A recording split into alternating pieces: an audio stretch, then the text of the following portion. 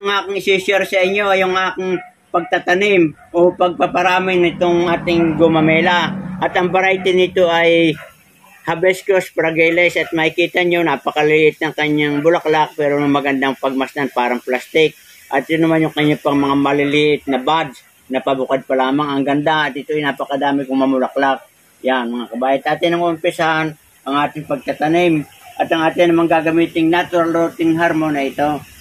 Itong ating saging na bungulan ito para ito madali sa magkaugat at atin ang tatanim ito mga kabayan.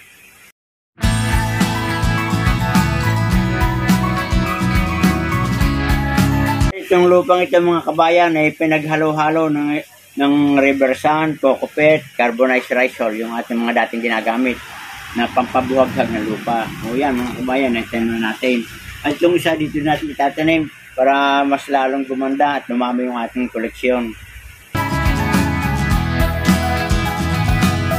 So mga kabayan, natapos na nating maitanim itong ating cutting ng Hibiscus fragilis ay atin namang ilalagay ngayon sa shaded part para siya ay madaling magkaroon ng bagong tubo ng mga dahon. Good luck and good health. Magandang araw kabayan.